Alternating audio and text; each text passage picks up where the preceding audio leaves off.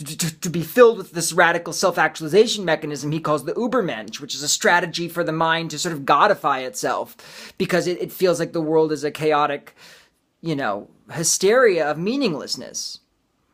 Of course, the beauty of, but the thing is, the order that you already see in the world, in terms of as an emergent order made of consciousness, implies that the order goes on forever. And if you just project that out forward into kind of a distant point of inevitable totality, the light of God shines back almost as a reflective structure projected by the recognition of it emerging in one's own consciousness.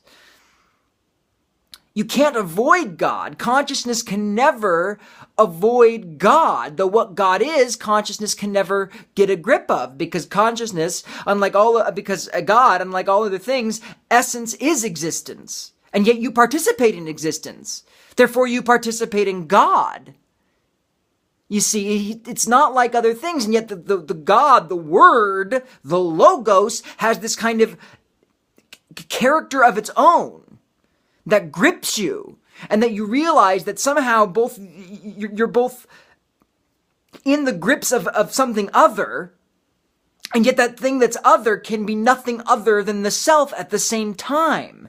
But the projection of it in causal order has a radical predetermined quality.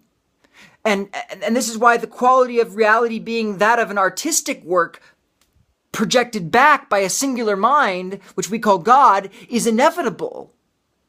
It's very weird, guys.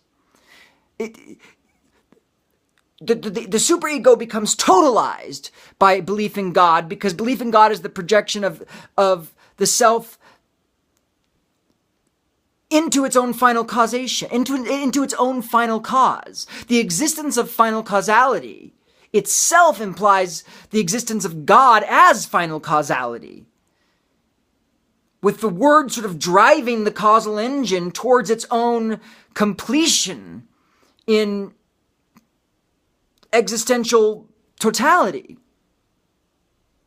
Christian existentialism must be reclaimed, because we need to start considering ourselves much more like computer avatar figures undergoing a process of final causality than material objects which have evolved and which there's no God and it's all meaningless and it's just atoms in the void. I mean, this is the absolute wrong way to think of it.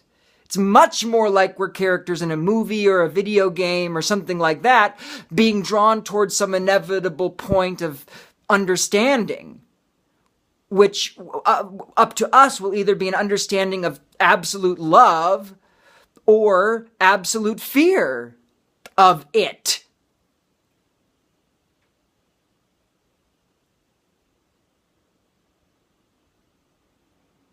But God is unavoidable. And once you realize that God is unavoidable for you, because He is part of your consciousness. He is essence as existence. God is unavoidable for you and for dealing with your own final causality. That you have to just confront it. And that atheism as we know it in the modern world is just a hysterical ego structure holding up, pushing back all the existential anxiety which is just attendant to consciousness really confronting itself. That's the truth. And the solution is Jesus Christ, because He lived it with the full responsibility of what it meant. He lived the responsibility of God for us as a man, and to convince us to forgive ourselves totally, took upon Himself our sins, became sin, which opened the gate again for our cognitive system to readjust and participate once again in goodness and mechanisms that will release us into higher understanding. Man needs Jesus to deal with himself. That's why Jesus is the Son of Man.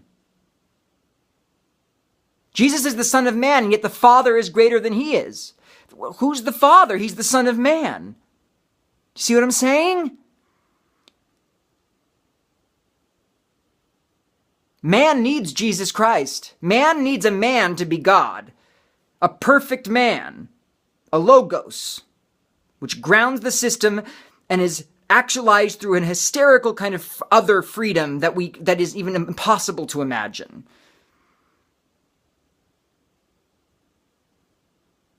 Jesus Christ is man's solution to God, you see, because Jesus Christ is God.